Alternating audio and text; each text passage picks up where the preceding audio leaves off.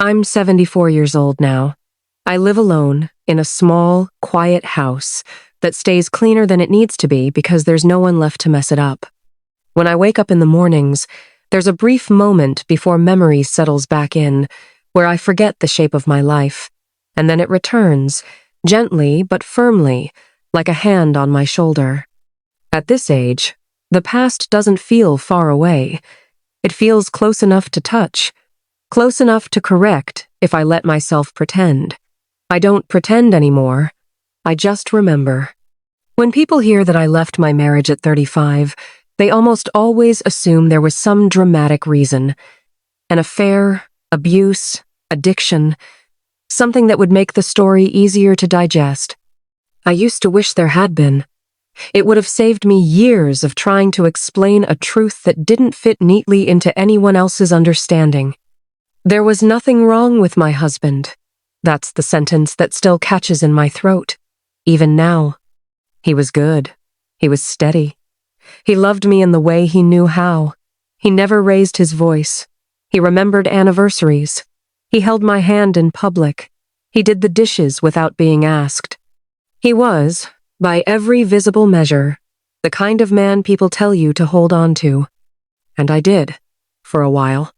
I was 35 when I left, but the leaving started long before that. It just didn't look like leaving at the time. It looked like compliance, like gratitude, like doing everything I was supposed to do and feeling quietly ashamed that it didn't feel like enough. I met him when I was 24.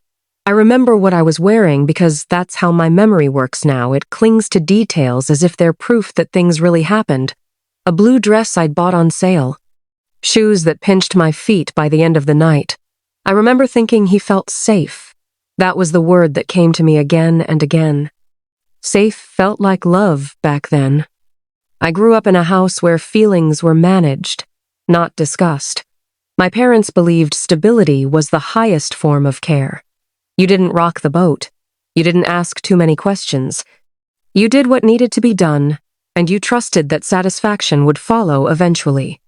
So when a kind, reliable man chose me, I didn't question it. I felt relieved, chosen, approved of. That approval mattered more to me than attraction or curiosity or depth, though I didn't know how to name those things yet. We married 2 years later. A simple wedding. Nothing extravagant. My mother cried. His father gave a speech about commitment. I smiled in all the photos. I remember feeling calm, which I mistook for certainty. The early years were easy. We learned each other's routines. We divided chores without fighting. We hosted dinner parties that went smoothly. We talked about work, money, plans. We rarely talked about ourselves. I didn't miss that at first. I didn't know to. In my late 20s, life felt like something to manage, not inhabit. I was proud of how well I managed it. I woke up early. I kept the house neat. I advanced at work. I returned phone calls promptly. I did all the invisible things that make a life appear seamless from the outside. People admired us. They said we were solid, grounded, mature. I absorbed those words like reassurance that I was doing adulthood correctly. But there were moments, quiet ones, when I felt slightly disconnected, like I was watching my own life from a careful distance. I'd be driving home from work, stopped at a red light, and suddenly feel an ache I couldn't explain. Not sadness, exactly. More like longing without an object. I ignored it. Ignoring yourself is a skill you can get very good at if you practice long enough. By 30, I had stopped expecting passion. I told myself that was childish. That real love was about partnership and respect. I read articles that said marriages settle. I nodded along. I repeated those ideas when friends complained about boredom. Inside, something was thinning. My husband noticed I was quieter, but he didn't push. He was considerate that way. I noticed too, but I framed it as maturity, growth. I thought becoming less expressive meant becoming more composed. The truth was, I was slowly compressing myself into a shape that fit our life better. There were nights I lay awake beside him, listening to his breathing, wondering if everyone felt this same low-grade emptiness and just didn't talk about it. I assumed they did. That assumption kept me silent. When I was 33, something shifted. Not suddenly, not dramatically. It was more like a realization that arrived already formed. I was sitting at a dinner with friends, listening to one of the women talk animatedly about a book she loved. Her face lit up when she spoke. She was alive in a way I recognized instantly because I felt its absence in myself. I went home that night and cried in the bathroom with the shower running so he wouldn't hear me. I couldn't explain why I was crying, not even to myself. I just knew something in me was asking to be acknowledged, and I didn't know how. I tried to fix it the way I fixed everything else, quietly, efficiently, without disruption. I suggested we take a vacation. We did. It was pleasant. I suggested we try new routines. We did. It helped for a week or two. I bought new clothes, took a class, rearranged the living room. Nothing touched the core of it. I finally tried to talk to him.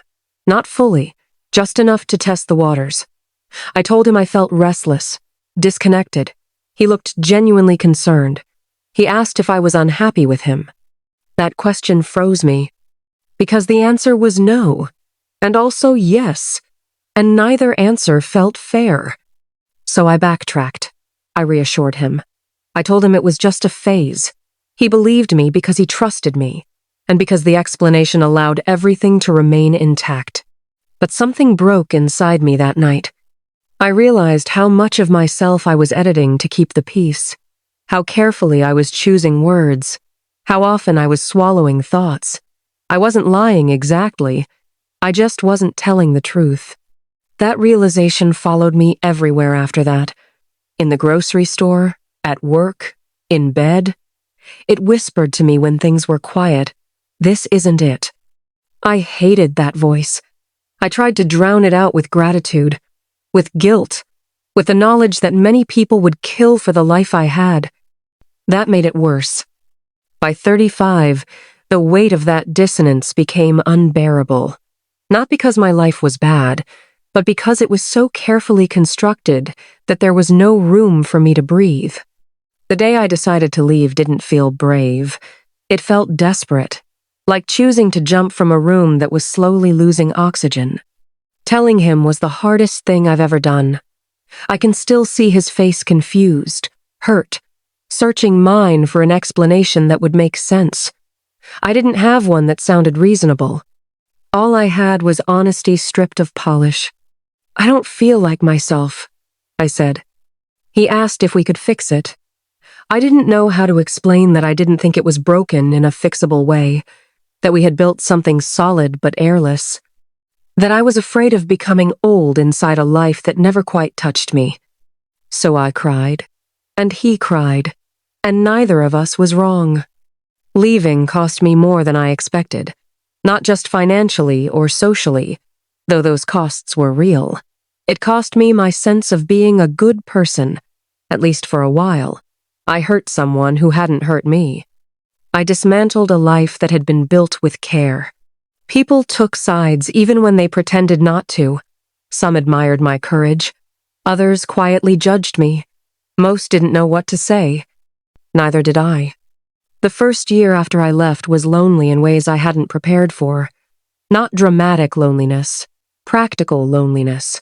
No one to share the small things with. No shared history to lean on at the end of the day. But there was also relief. A quiet, steady relief that didn't announce itself loudly enough to justify the pain, but existed nonetheless. For the first time, my life felt like it belonged to me, even when it hurt. I didn't feel happy. I felt honest. And that honesty became the ground everything else grew from. That was the beginning.